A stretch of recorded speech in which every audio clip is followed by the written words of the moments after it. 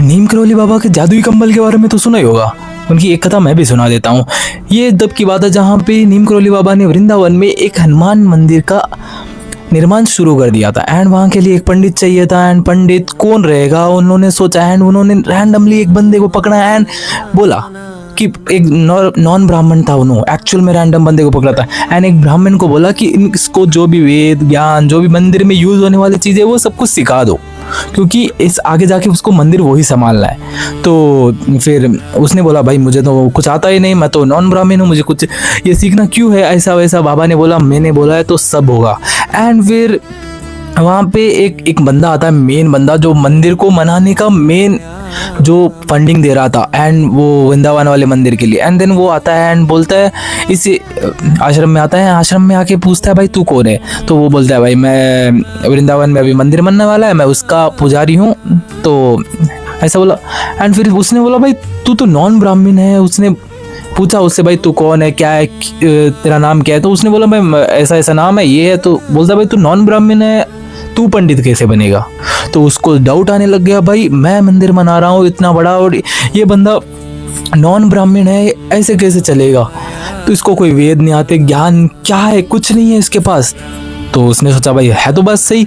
तो फिर उसको डाउट आने लग गए, जो मेन आदमी है उसको डाउट आने लगे। उसको बार बार में पूछ रहा भाई तू कौन है, क्यों है, कैसे, ये वो 1000 सवाल पूछ रहे हैं। और सभी के सभी जो पंडित है वहाँ सभी के सभी वहाँ पे इकट्ठा होके रखे ना उन्होंने। और ये सब जने ऐसा सामने खड़े, ये बंदा है जो नॉन ब्राह्मण है वो शिक्षा ले रहा है।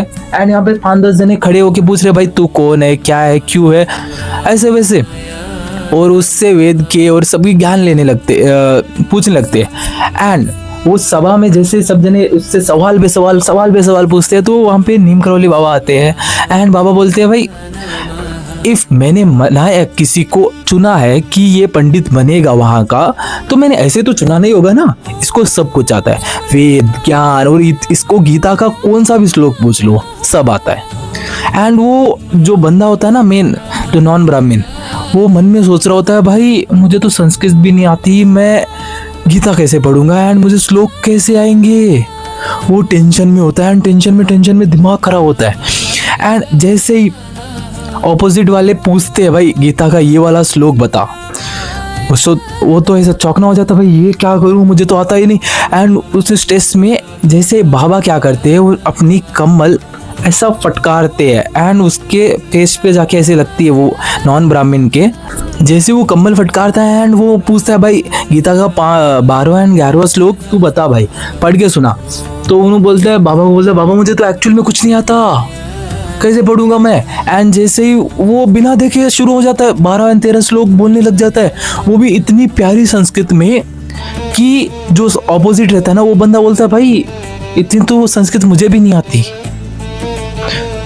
भाई जब वो बंदा नॉन ब्राह्मण है वो भी सोचने लगता है यार ये क्या हो गया, कैसे हुआ, मुझे तो आती भी नहीं थी, अब मुझे एक्चुअल में बोलने के टाइम गूज़बम्स आ रहे हैं यार, कुछ क्रेजी था ना।